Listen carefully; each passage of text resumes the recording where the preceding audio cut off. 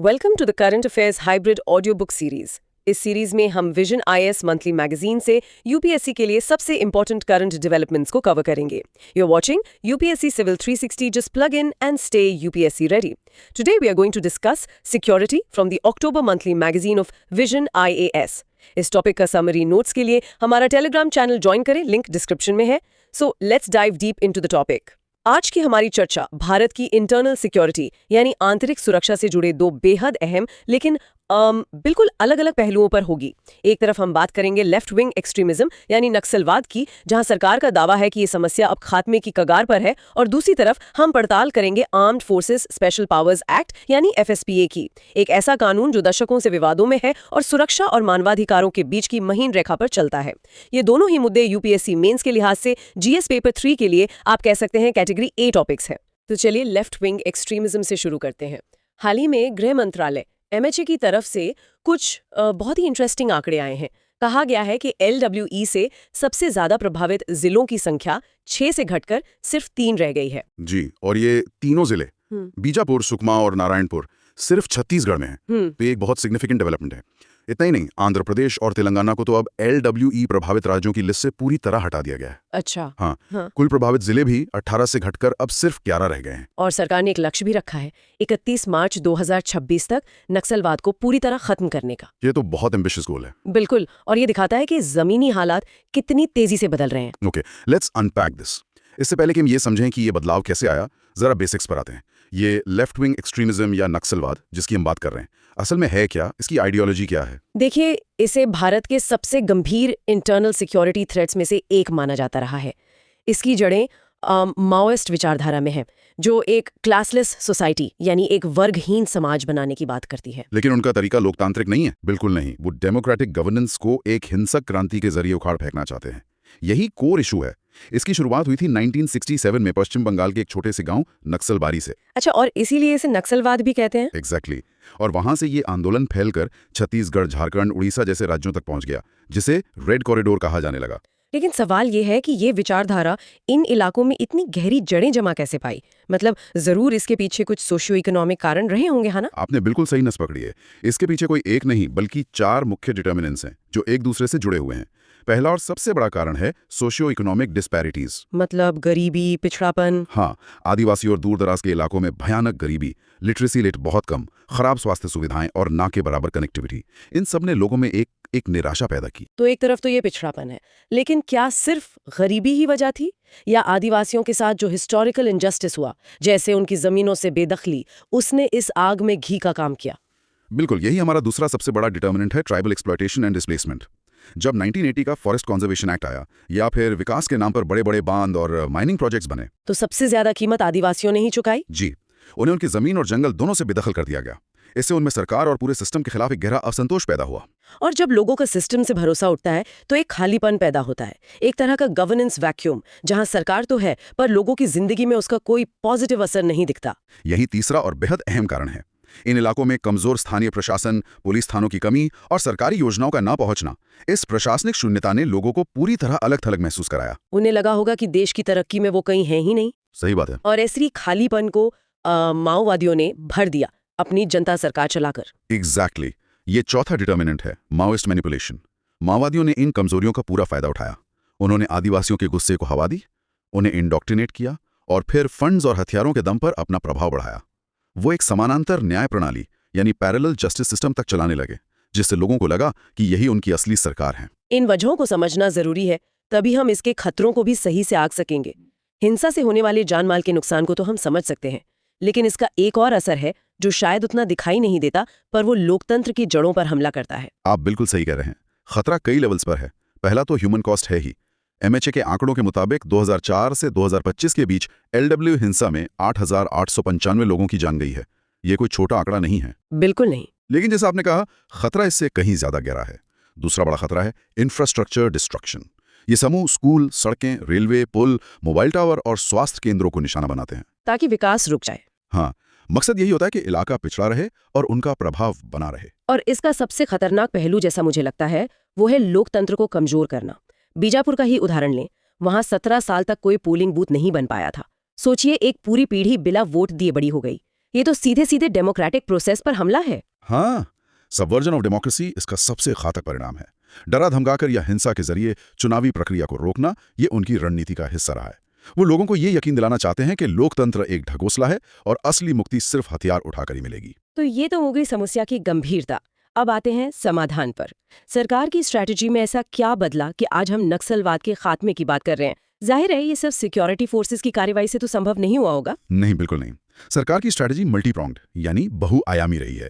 इसे मोटे तौर पर दो हिस्सों में बांट सकते हैं, डेवलपमेंटल इनिशिएटिव्स और सिक्योरिटी इनिशिएटिव्स। और सबसे बड़ी कामयाबी इसी में मिली है कि इन दोनों मोर्चों पर एक साथ काम किया गया है। ओके, तो पहले डेवलपमेंटल इनिशिएटिव्स की बात करते हैं। ऐसा लगता है कि कनेक्टिविटी पर काफी जोर दिया गया है, चाहे वो सड़कें हों, मोबाइल नेटवर्क हो या फिर फाइनेंशियल इंक्लूजन। हाँ, फाइनेंशियल इंक्लूजन के तहत LWE प्रभावित क्षेत्रों में 1000 से ज्यादा नई बैंक शाखाएं, 900 ATMs और लगभग 5900 डाकघर खोले गए हैं जहां बैंकिंग सर्विसेज मिलती हैं, ताकि सरकारी योजनाओं का पैसा सीधे लोगों के खाते में पहुंचे। जी, और वो साहूकारों के चंगुल से निकलें। और शिक्षा के बिना तो कोई भी विकास अधूरा है। इस दिशा में क्या खास हुआ है? एजुकेशन और स्किल डेवलपमेंट पे बहुत ध्यान दिया गया है। 178 एकलव्य मॉडल रेजिडेंशियल स्कूल्स यानी EMRS शुरू किए गए हैं। ये आदिवासी बच्चों के लिए है, राइट? हाँ, जो आदिवासी बच्चों को क्वालिटी एजुकेशन देते हैं। इसके साथ ही युवाओं को रोजगार के लायक बनाने के लिए 48 ITIs और 61 स्किल डेवलपमेंट सेंटर्स खोले गए हैं। हाल ही में 2024 में धरती आबा जनजातीय ग्राम उत्कर्ष अभियान भी शुरू किया गया है। अच्छा। इसके तहत 15,000 गांवों में बुनियादी सुविधाओं को 100% सैचुरेट किया जा रहा है। मतलब पीने का पानी, बिजली, सड़क जैसी चीजें हर घर तक पहुंचाने का लक्ष्य। बिल्कुल। ये सब तो लॉन्ग टर्म उपाय हैं, लेकिन जब तक सुरक्षा का माहौल ना हो ये सब बेअसर है। तो इस मोर्चे पर क्या किया जा रहा है? जाहिर है सिर्फ स्कूल और सड़कें बनाने से तो नक्सली हथियार नहीं डालेंगे। यहीं पर सिक्योरिटी इनिशिएटिव्स की भूमिका आती है। और यहां जो सबसे बड़ा गेम चेंजर रहा है वो है 2017 में लाया गया समाधान फ्रेमवर्क। समाधान, ये एक एक्रोनिम है ना? जी, ये सिर्फ एक और ऑपरेशन का नाम नहीं है, बल्कि एक पूरी सोच है, एक पूरी स्ट्रैटेजी है। इसके पीछे की सोच क्या है? ये पुरानी रणनीतियों से कैसे अलग है? इसका हर अक्षर एक रणनीति का हिस्सा है। जैसे S है स्मार्ट लीडरशिप, A है अग्रेसिव स्ट्रैटेजी, M है मोटिवेशन एंड ट्रेनिंग और H है हार्नेस टेक्नोलॉजी। हाँ, लेकिन जो दो सबसे जरूरी पहलू हैं वो हैं A फॉर एक्शनेबल इंटेलिजेंस और N for no access to financing. तो समाधान सिर्फ बंदूकों और जवानों की बात नहीं कर रहा। मतलब ये इंटेलिजेंस बेस्ड ऑपरेशंस पर ज्यादा जोर दे रहा है। बिल्कुल। इसका असली जोर सटीक खुफिया जानकारी, ड्रोन्स और सैटेलाइट जैसी तकनीक का इस्तेमाल और सबसे जरूरी नक्सलियों के पैसे के सोर्स को बंद करने पर है। NIA और ED जैसी एजेंसियां PMLA कानून के तहत माओवादी फाइनेंसिंग और उगाही के नेटवर्क को तोड़ रही हैं। इसके साथ ही जमीनी स्तर पर फोर्टिफाइड पुलिस स्टेशंस बनाए गए हैं, CRPF की तैनाती बढ़ाई गई है और UAVs और ड्रोन से रियल टाइम सर्वेलेंस हो रहा है। और जो लोग मुख्य धारा में लौटना चाहते हैं उनके लिए भी कुछ है? हाँ, सरेंडर और रिहेबिलिटेशन पॉलिसी के जरिए भटके हुए कैडरों को मुख्य धारा में लौटने का मौका भी दिया जा रहा है। तो विकास, सुरक्षा और आदिवासी अधिकारों को एक साथ लेकर चलने की ये रणनीति काम करती दिख रही है। लेकिन आगे की राह क्या होनी चाहिए ताकि ये समस्या फिर से सिर न उठाए? देखिए, एक सस्टेन्ड होलिस्टिक अप्रोच की जरूरत है। मतलब ये प्रयास लगातार जारी रहने चाहिए। स्थानीय पुलिस को और मॉडर्नाइज करना होगा, उन्हें बेहतर ट्रेनिंग और हथियार देने होंगे, और सबसे जरूरी है ग्रीवेंस रिड्रेसल मैकेनिज्म्स को मजबूत करना। मतलब लोगों की शिकायतों को सुना जाए। हाँ। आदिवासियों के भूमि विवाद जैसे मुद्दों को जब तक तेजी से नहीं सुलझाया जाएगा तब तक असंतोष की जमीन बची रहेगी। और साथ ही माओवादी प्रोपेगेंडा का मुकाबला करने के लिए सिविल सोसाइटी और मीडिया को भी संवेदनशील बनाने की जरूरत है। यानी निष्कर्ष ये है कि भारत LWE के खिलाफ लड़ाई के शायद अंतिम चरण में है। एक बहुआयामी रणनीति ने रेड कॉरिडोर को धीरे धीरे ग्रोथ कॉरिडोर्स में बदलना शुरू कर दिया है। तो LWE के मोर्चे पर हम देख रहे हैं कि रणनीति विकास और स्थानीय लोगों का भरोसा जीतने की तरफ बढ़ रही है। लेकिन देश के कुछ दूसरे हिस्सों, खासकर पूर्वोत्तर में, सुरक्षा का ढांचा आज भी एक ऐसे कानून पर टिका है जो दशकों पुराना है और हमेशा विवादों में रहता है। और यही हमें चर्चा के दूसरे अहम मुद्दे armed forces special powers act यानी AFSPA पर लाता है। हाल ही में MHA ने मणिपुर, अरुणाचल प्रदेश और नागालैंड के कुछ हिस्सों में इसे 6 महीने के लिए और बढ़ा दिया है। हाँ, और ये विस्तार तब हुआ है जब पिछले कुछ सालों में AFSPA का दायरा लगातार घटाया गया है। ये जानना जरूरी है कि ये कानून पहले त्रिपुरा से 2015 में और मेघालय से 2018 में पूरी तरह हटा दिया गया था। अच्छा। अभी ये नागालैंड, असम, मणिपुर और अरुणाचल प्रदेश के सिर्फ कुछ हिस्सों में ही लागू है। जम्मू और कश्मीर में इसी तरह का एक अलग कानून armed forces J&K special powers act 1990 लागू है। तो ये AFSPA 1958 है क्या? इसे क्यों बनाया गया था और ये सशस्त्र बलों को ऐसी कौन सी शक्तियां देता है जो इसे इतना कंट्रोवर्शियल बना देती है? देखिए, ये एक विशेष कानून है जिसे संसद ने 1958 में बनाया था। इसका मुख्य उद्देश्य डिस्टर्ब्ड एरियाज यानी अशांत क्षेत्रों में कानून व्यवस्था बनाए रखने में सिविल एडमिनिस्ट्रेशन की मदद करना है। मतलब जब हालात पुलिस के काबू से बाहर हो जाए? जी, जब हालात इतने बिगड़ जाएं कि स्थानीय पुलिस और प्रशासन उन्हें संभाल न पाएं, तब इस कानून के तहत सेना को तैनात किया जाता है और उसे कुछ असाधारण शक्तियां दी जाती हैं। इसे मूल रूप से नॉर्थ ईस्ट में इंसर्जेंसी से निपटने के लिए बनाया गया था। और वो असाधारण शक्तियां ही विवाद की जड़ हैं। चलिए इसकी की प्रोविजंस को समझते हैं। सबसे पहले तो ये तय कैसे होता है कि कौन सा इलाका डिस्टर्ब्ड एरिया है? ये अधिकार सेक्शन 3 के तहत राज्यपाल, प्रशासक या केंद्र सरकार को दिया गया है। अगर उन्हें लगता है कि किसी क्षेत्र में हालात इतने खतरनाक और अशांत हैं कि सिविल पावर की सहायता के लिए सशस्त्र बलों का उपयोग आवश्यक है, तो वो उस क्षेत्र को डिस्टर्ब्ड एरिया घोषित कर सकते हैं। और एक बार कोई इलाका डिस्टर्ब घोषित हो गया तो वहां तैनात सुरक्षा बलों को सेक्शन 4 के तहत स्पेशल पावर्स मिल जाती हैं। हाँ, और यही शक्तियां बहस का केंद्र हैं। सेक्शन 4 के तहत सशस्त्र बल का कोई भी अधिकारी कानून का उल्लंघन करने वाले व्यक्ति के खिलाफ बल का प्रयोग कर सकता है, जिसमें गोली चलाना भी शामिल है। हाँ, चेतावनी के बाद गोली चलाना भी शामिल है। उस शक के आधार पर किसी को भी बिना वारंट के गिरफ्तार कर सकते हैं और किसी भी परिसर की बिना वारंट के तलाशी ले सकते हैं। लेकिन यहाँ एक सवाल उठता है, इन असाधारण शक्तियों के इस्तेमाल में अकाउंटेबिलिटी का क्या कोई चेक इन बैलेंस है? और शायद यहीं पर सेक्शन 6 सबसे ज्यादा विवादित हो जाता है। बिल्कुल, सेक्शन 6 सशस्त्र बलों के कर्मियों को कानूनी कार्रवाई से एक तरह की सुरक्षा या इम्यूनिटी देता है। इसके तहत उनके द्वारा अपनी ऑफिशियल ड्यूटी के दौरान किए गए किसी भी कार्य के लिए केंद्र सरकार की पूर्व मंजूरी के बिना उनके खिलाफ कोई मुकदमा नहीं चलाया जा सकता। सही कहा। और आलोचकों का कहना है कि ये प्रावधान उन्हें लगभग पूरी तरह से इम्प्यूनिटी यानी दंड से मुक्ति दे देता है। इस कानून को अदालतों में भी चुनौती दी गई होगी। जुडिशरी का इस पर क्या रुख रहा है? क्या उसने इन शक्तियों को अनलिमिटेड माना है? नहीं, इस पर सुप्रीम कोर्ट के 2 लैंडमार्क जजमेंट्स आए हैं जो बहुत महत्वपूर्ण है। पहला 1997 का Naga Peoples Movement of Human Rights v Union of India case. इसमें क्या कहा गया? इसमें सुप्रीम कोर्ट ने एफएसपीए की संवैधानिकता को तो बरकरार रखा, लेकिन साथ ही कुछ जरूरी सेफगार्ड्स भी जोड़े। कोर्ट ने कहा कि बल का प्रयोग प्रोपोर्शनल होना चाहिए और डिस्टर्ब्ड एरिया स्टेटस की समय समय पर समीक्षा होनी चाहिए। इसे अनिश्चित काल तक लागू नहीं रखा जा सकता। और दूसरा फैसला शायद 2016 में आया था, जिसने सेक्शन 6 से मिली इम्यूनिटी पर भी कुछ लगाम लगाई। हाँ, 2016 का extra judicial execution victim families association v Union of India case. इसमें कोर्ट ने साफ कहा कि सेक्शन 6 के तहत मिली इम्यूनिटी एब्सोल्यूट यानी पूर्ण नहीं है। मतलब अगर सशस्त्र बलों द्वारा अत्यधिक बल का प्रयोग किया जाता है या फेक इनकाउंटर्स के आरोप लगते हैं तो उन पर सामान्य कानून के तहत कार्रवाई हो सकती है। कोर्ट ने कहा कि हर मौत की जांच होनी चाहिए। तो अब आते हैं इस बहस के दोनों पक्षों पर। सरकार और सेना का तर्क है कि ये कानून नेशनल सिक्योरिटी के लिए जरूरी है। उनके पक्ष में मेन आर्गुमेंट्स क्या है? पक्ष में पहला और सबसे बड़ा तर्क नेशनल सिक्योरिटी का ही है। कहा जाता है कि आतंकवाद और इंसर्जेंसी जैसी असाधारण चुनौतियों से निपटने के लिए ऐसे असाधारण कानून जरूरी हैं। ओके। दूसरा तर्क है क्विक एक्शन।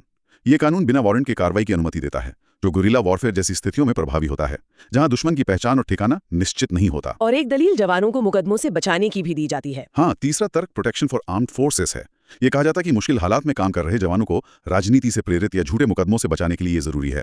और चौथा, जहां शासन व्यवस्था ध्वस्त हो गई हो, वहां ये सिविल एडमिनिस्ट्रेशन को नियंत्रण बहाल करने में मदद करता है। ठीक है, मैं नेशनल सिक्योरिटी का एंगल समझ सकती हूँ, लेकिन इसके खिलाफ तर्क भी उतने ही मजबूत है और वो सीधे सीधे देश के नागरिकों के फंडामेंटल राइट्स से जुड़े हैं। बिल्कुल, विपक्ष में जो तर्क हैं वो फंडामेंटल राइट्स के उल्लंघन से शुरू होते हैं। आलोचकों का मानना है कि ये कानून संविधान के आर्टिकल 14, आर्टिकल 21 और आर्टिकल 22 का उल्लंघन करता है। मतलब समानता का अधिकार, जीवन का अधिकार और गिरफ्तारी के खिलाफ संरक्षण। जी, और लैक ऑफ अकाउंटेबिलिटी भी एक बहुत बड़ा मुद्दा है। जैसा हमने सेक्शन 6 की बात की, अभियोजन की मंजूरी शायद ही कभी मिलती है। इससे इम्प्यूनिटी का एक परसेप्शन बनता है ना, कि कुछ भी कर लो सजा नहीं होगी। हाँ, और ये सुरक्षा बलों और स्थानीय आबादी के बीच अविश्वास की खाई को और चौड़ा करती है। एक और तर्क प्रोलॉन्ग्ड मिलिटराइजेशन का है। जब कोई कानून दशकों तक लागू रहता है तो सैन्य उपस्थिति सामान्य हो जाती है, जो किसी भी लोकतंत्र के लिए अच्छी स्थिति नहीं है। तो इसका मतलब ये एक बहुत ही कॉम्प्लेक्स पजल है। सुरक्षा भी चाहिए, लेकिन नागरिकों के अधिकार भी सुरक्षित रहने चाहिए। इस पर बनी कमिटीज ने क्या रास्ता सुझाया है? कई समितियों ने इस पर अपनी सिफारिशें दी हैं।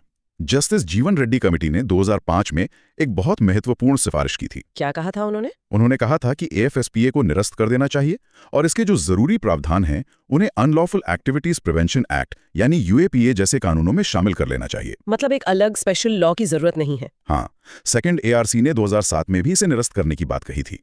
और जस्टिस जेएस वर्मा कमेटी, जो 2012 के दिल्ली गैंगरेप के बाद बनी थी, उसने भी अपनी 2013 की रिपोर्ट में सेक्सुअल ऑफेंसेस के मामलों में सशस्त्र बलों को मिली इम्यूनिटी हटाने की सिफारिश की थी। तो आगे का रास्ता क्या हो? क्या इसे एक झटके में हटा देना चाहिए या कोई बीच का रास्ता निकालना होगा? देखिए, वे फॉरवर्ड यही है कि एक कैलिब्रेटेड अप्रोच अपनाई जाए। जहां सुरक्षा की स्थिति बेहतर हुई है वहां से एएफएसपीए को धीरे धीरे और शर्तों के साथ हटाया जाए, जैसा कि पिछले कुछ सालों में किया भी गया है। ओके। कानून में संशोधन करके अकाउंटेबिलिटी के मैकेनिज्म्स को मजबूत किया जा सकता है। और सबसे जरूरी, स्थानीय विश्वास को जीतने के लिए कम्युनिटी पुलिसिंग जैसे उपायों को बढ़ावा देना चाहिए ताकि सेना की जरूरत ही कम पड़े। यानी निष्कर्ष ये है कि एफ्स्पा राष्ट्रीय सुरक्षा और मानवाधिकारों के बीच एक बहुत मुश्किल संतुलन का नाम है। इसके लिए एक संधि हुई और जवाबदेह पहुंच की जरूरत है ताकि देश की सुरक्षा भी बनी रहे और हमारे लोकतांत्रिक मूल्य भी सुरक्षित रहें। तो आज हमने भारत की आंतरिक सुरक्षा से जुड़े दो अलग अलग चेहरों को समझा। एक तरफ LWE की घटती ताकत, जहां विकास और सुरक्षा की एक समन्वित रणनीति सफल होती दिख रही है, और दूसरी तरफ एफ्स्पा पर जारी बहस, जो यह सवाल उठाती है कि क्या सुरक्षा के नाम में आज हम एक बहुत ही क्रिटिकल टॉपिक पर बात करने वाले हैं। आज का हमारा फोकस है cyber resilience and strategic defence readiness. हाँ, और ये विषय UPSC mains specially GS paper 3 internal security and science and tech के लिए बहुत ही ज्यादा रेलेवेंट है। आज 25 नवंबर 2025 है और हम कुछ लेटेस्ट डेवलपमेंट्स को एनालाइज करेंगे जो national and global security landscape को रीडिफाइन कर रहे हैं। हमारे पास जो सोर्सेज हैं वो साइबर सिक्योरिटी पर एक लैंडमार्क इंटरनेशनल कन्वेंशन और इंडिया के डिफेंस टेक्नोलॉजी में हुए कुछ मेजर अपडेट्स पर हैं। तो चलिए इसे अनपैक करते हैं। सबसे पहले बात करते हैं साइबर क्राइम पर यूनाइटेड नेशंस के एक नए कन्वेंशन की। ये एक बड़ा ग्लोबल डेवलपमेंट लगता है। बिल्कुल, ये कन्वेंशन इसलिए महत्वपूर्ण है क्योंकि डिजिटल वर्ल्ड में आप देखें तो बॉर्डर्स इंक्रीजिंगली इरेलेवेंट होते जा रहे हैं। सही बात है। लेकिन हमारे जो लॉज एंड कोऑपरेशन मैकेनिज्म्स हैं वो अभी भी नेशनल बाउंड्रीज में बंधे हुए हैं।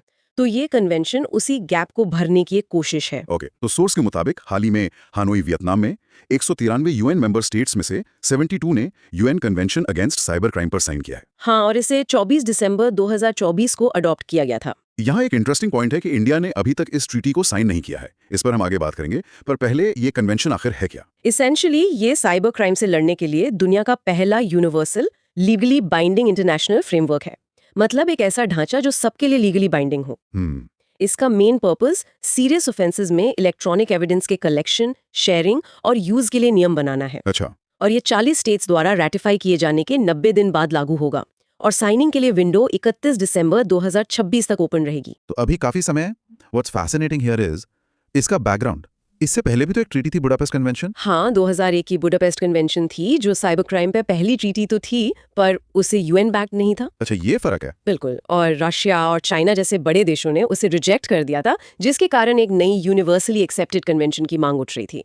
ये कन्वेंशन उसी मांग का नतीजा है जिसे UN office on drugs and crime यानी UNODC ने सपोर्ट किया है। ठीक है, तो इसके की फीचर्स क्या हैं जो इसे बुडापेस्ट कन्वेंशन से आप कह रही हैं अलग या बेहतर बनाते हैं? सोर्स में पहला फीचर है एक्सपैंडेड साइबर क्राइम डेफिनेशंस। इसमें क्या क्या कवर होता है? इसमें साइबर डिपेंडेंट क्राइम्स जैसे हैकिंग, मालवेयर, सिस्टम इंटरफेरेंस, इन सबको क्रिमिनलाइज किया गया है। ओके, ये तो स्टैंडर्ड है। हाँ, पर इसके साथ ही online fraud, identity theft, online child sexual abuse, non consensual sharing of intimate images. अच्छा, रिवेंज पॉर्न जैसी चीजें भी। एग्जैक्टली, और ऑनलाइन हरासमेंट जैसे साइबर इनेबल्ड क्राइम्स भी शामिल हैं।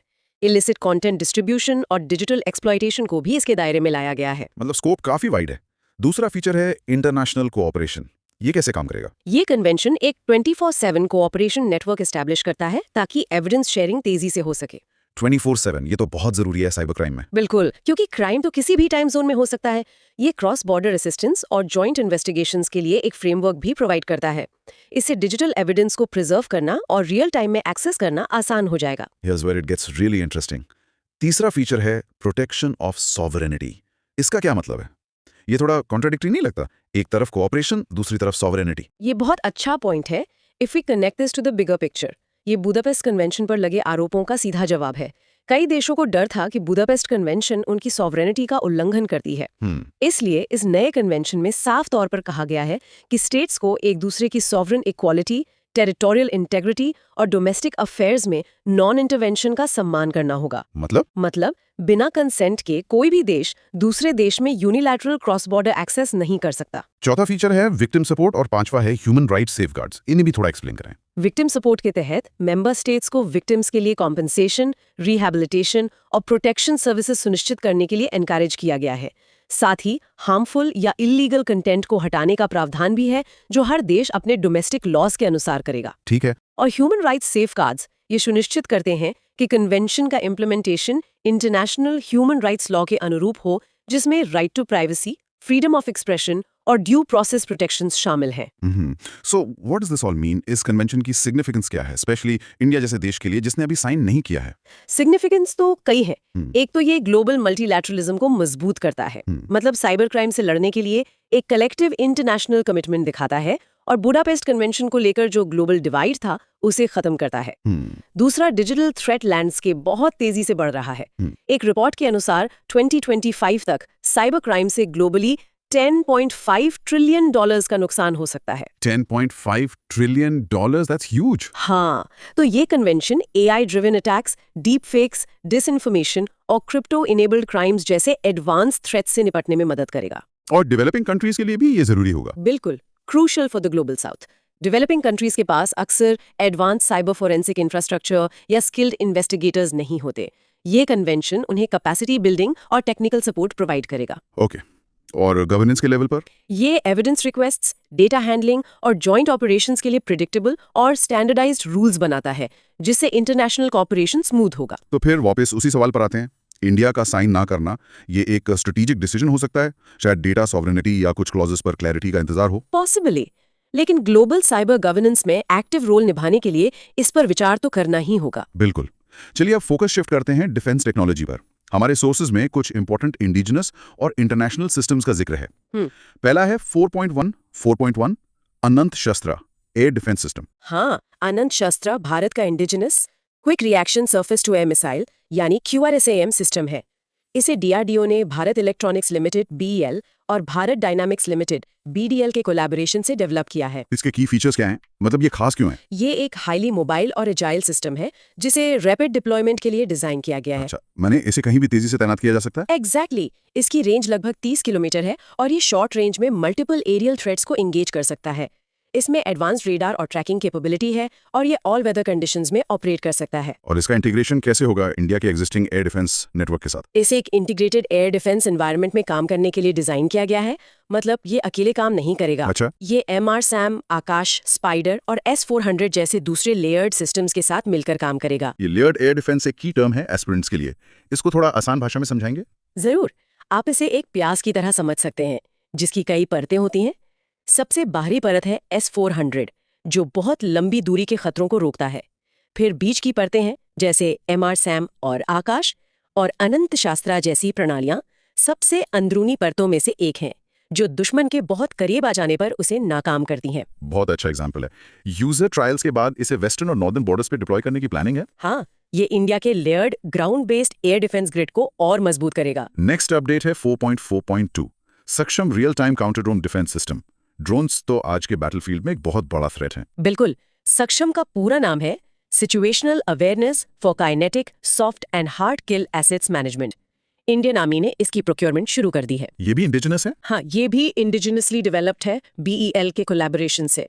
ये एक high end command and control मतलब C2 सिस्टम है जो secure army data network ADN पर ऑपरेट करता है। तो ये करता क्या है and what is soft kill and hard kill? ये टर्म्स थोड़े एक्सप्लेन कीजिए। This raises an important question. Saksham hostile drones और अनमैन्ड एरियल सिस्टम्स UAS का real time detection, tracking, identification और न्यूट्रलाइजेशन करता है। ओके। अब सॉफ्ट किल का मतलब है ड्रोन के कम्युनिकेशन या नेविगेशन सिस्टम को जैम करके उसे डिसेबल कर देना बिना उसे फिजिकली डिस्ट्रॉय किए। अच्छा, इलेक्ट्रॉनिक वॉरफेयर की तरह? बिल्कुल। और हार्ड किल का मतलब है उसे फिजिकली डिस्ट्रॉय करना, जैसे मिसाइल या लेजर से। साक्षम दोनों करने में केपेबल है। वाओ। ये टैक्टिकल बैटलफील्ड स्पेस TBS में एयर स्पेस डिफेंस इंश्योर करता है जो ग्राउंड से 3000 मीटर्स या 10,000 फीट तक फैला होता है। तो स्वॉर्म ड्रोन्स, लॉइटरिंग म्यूनिशंस, इन सब के खिलाफ ये कारगर होगा? हाँ, cross border payload dropping drones के खिलाफ भी। ये इंडिया के काउंटर ड्रोन ग्रिड को बहुत मजबूती देगा। काउंटर ड्रोन टेक्नोलॉजी की बात हो रही है तो अगला अपडेट रिलेटेड है 4.4.3 ड्रोन वॉल EU इनिशिएटिव। ये क्या है? हाँ, ये इनिशिएटिव डेनमार्क में सस्पेक्टेड रशियन ड्रोन इंट्रूजन्स के बाद ट्रिगर हुआ। यूरोपियन यूनियन एक कॉन्टिनेंट वाइड ड्रोन वॉल पर काम कर रहा है। कॉन्टिनेंट वाइड, ये तो बहुत एम्बिशियस लगता है। यह एयरशील्ड नाम के AI based multi layered anti drone defence system पर आधारित होगा। एयरशील्ड की कैपेबिलिटीज क्या हैं? ये फास्ट फ्लाइंग अनमैन्ड टारगेट्स को डिटेक्ट कर सकता है, including those carrying explosive warheads. ये early warning, real time threat detection, AI assisted classification और काउंटर मेजर्स डिप्लॉयमेंट प्रोवाइड करता है। तो ये साक्षम से कैसे अलग है? स्केल का फर्क है। इसे ड्रोन इनकर्शंस, GPS जैमिंग और इलेक्ट्रॉनिक वॉरफेयर अटैक्स जैसे एसिमेट्रिक एरियल थ्रेट्स को काउंटर करने के लिए डिजाइन किया गया है। What's fascinating here is the scale. इसका एम EU बॉर्डर्स के साथ एक कॉन्टिनेंटल सेफ्टी शील्ड बनाना है। ये दिखाता है कि ड्रोन थ्रेट्स को लेकर ग्लोबल कंसर्न कितना बढ़ गया है। बिल्कुल। अब डिजिटल आइडेंटिटी की सिक्योरिटी की बात करते हैं। अपडेट है 4.4.4 scheme for innovation and technology association with Aadhaar, यानी सिटा। सिटा को unique identification authority of India UIDAI ने ministry of electronics and IT मेटी के अंडर लॉन्च किया है। इसका विजन आधार पर बेस्ड इंडिया के डिजिटल आइडेंटिटी इकोसिस्टम को स्ट्रेंथन और मॉडर्नाइज करना है। इसका main objective deep fakes, biometric spoofing और प्रेजेंटेशन अटैक्स जैसे इमर्जिंग डिजिटल सिक्योरिटी थ्रेट्स से निपटना है। ये डीप फेक्स और बायोमेट्रिक स्पूफिंग आज के समय में बहुत बड़ी चिंताएं हैं, तो इसके फोकस एरियाज क्या होंगे? और ज्यादा सिक्योर और एक्यूरेट बनाना। दूसरा है AI ML integration, machine learning का उपयोग करके फ्रॉड, एनोमलीज और आइडेंटिटी टैंपरिंग को डिटेक्ट करना। ठीक है। तीसरा और चौथा। तीसरा है डेटा प्राइवेसी एंड प्रोटेक्शन, जिसमें सिक्योर ऑथेंटिकेशन और स्टोरेज आर्किटेक्चर्स को एनकरेज किया जाएगा। और चौथा है इनोवेशन प्रमोशन, मतलब स्टार्टअप्स, R&D इंस्टीट्यूशंस और टेक फर्म्स को आधार लिंक्ड सॉल्यूशंस डेवलप करने के लिए सपोर्ट करना। तो बेसिकली ये आधार सिस्टम को फ्यूचर प्रूफ बनाने की कोशिश है। एग्जैक्टली। ये इंडिया के डिजिटल पब्लिक इंफ्रास्ट्रक्चर DPI में ट्रस्ट बढ़ाएगा और सिटीजन्स को फाइनेंशियल एंड आइडेंटिटी फ्रॉड से बचाएगा। नेक्स्ट नेवल डिफेंस से जुड़ा अपडेट है 4.4.5 INS एंड्रॉथ को विशाखापट्टनम के नेवल डॉकयार्ड में इंडियन नेवी में कमीशन किया गया है। अच्छा। इसका नाम लक्षद्वीप के नॉर्दर्न मोस्ट आइलैंड एंड्रॉथ के नाम पर रखा गया है, जो इसकी स्ट्रेटेजिक इंपॉर्टेंस को दिखाता है। इसकी कैपेबिलिटीज और सिग्निफिकेंस क्या है IOR में बढ़ते थ्रेट्स को देखते हुए? इसकी कैपेबिलिटीज में शामिल है कोस्टल वाटर्स में मैरिटाइम सर्विलेंस, शैलो सीज में anti submarine warfare, search and rescue operations और कोस्टल डिफेंस। और सिग्निफिकेंस ये है कि इंडियन ओशन रीजन में बढ़ते अंडर वाटर थ्रेट्स के बीच ये इंडिया की लिटरल डिफेंस यानी तटीय रक्षा और एंटी सबमरीन कैपेबिलिटी को एनहांस करता है। बिल्कुल। फाइनली हमारे पास कुछ इंपॉर्टेंट मिलिट्री एक्सरसाइजेस की लिस्ट है। ये प्रीलिम्स के लिए काफी इंपॉर्टेंट होता है। Let's go through them quickly. बिल्कुल, ये मैच द फॉलोइंग क्वेश्चंस के लिए एक क्लासिक टॉपिक है। पहला है एक्सरसाइज पैसिफिक रीच। ये एक by annual multinational submarine rescue exercise है।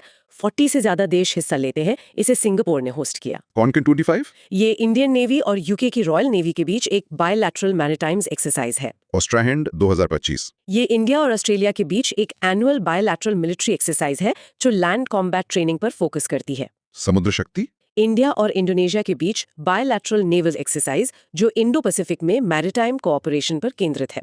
जाइमेक्स 2025। इंडियन नेवी और Japan maritime self defence force JMSF के बीच एक बायलैटरल नेवल एक्सरसाइज। और आखिर में एक्सरसाइज ओशन स्काई। इसमें कुछ खास है? हाँ, ये एक मल्टीनेशनल एयर एक्सरसाइज है जिसे स्पेनिश एयरफोर्स होस्ट करती है। ये नोटेबल है क्योंकि इंडिया ने इसमें पहली बार पार्टिसिपेट किया and is also the first non NATO country to join. एक बड़ा स्ट्रेटेजिक मैसेज है। बिल्कुल। So what does this all mean? Cyber convention से लेकर ड्रोन वॉल्स और न्यू वॉरशिप्स तक, ये सब नेशनल सिक्योरिटी के इवॉल्विंग नेचर को दिखाता है। एग्जैक्टली। ये दिखाता है कि सिक्योरिटी अब सिर्फ लैंड, सी और एयर तक सीमित नहीं है। साइबर स्पेस और द इलेक्ट्रोमैग्नेटिक स्पेक्ट्रम अब न्यू बैटल ग्राउंड्स हैं और technology specially AI and unmanned systems इस ट्रांसफॉर्मेशन को ड्राइव कर रही हैं। और इंडिया का फोकस इंडिजिनस डेवलपमेंट पे है जो स्ट्रेटेजिक ऑटोनॉमी के लिए क्रूशल है। एकदम सही। आज के डिस्कशन के बाद एक सवाल सोचने पर मजबूर करता है।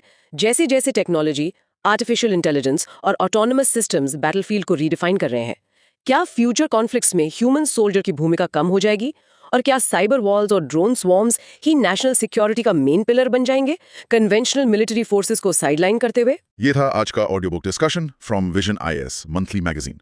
अगर आपको ये फॉर्मेट हेल्पफुल लगा तो इसे लाइक और शेयर जरूर करें ताकि और एस्पिरेंट्स भी बेनिफिट ले सकें, because God help those who help others. और सब्सक्राइब करें हमारे चैनल को, जहां आपको कई अन्य स्टैंडर्ड बुक्स की ऑडियो समरी एंड नोट्स मिलेंगी। हमारी कोशिश है कि आप कहीं भी कभी भी सुनकर अपनी तैयारी जारी रख सकें। मिलते हैं अगले एपिसोड में एक और इंपॉर्टेंट टॉपिक के साथ। धन्यवाद और जय हिंद।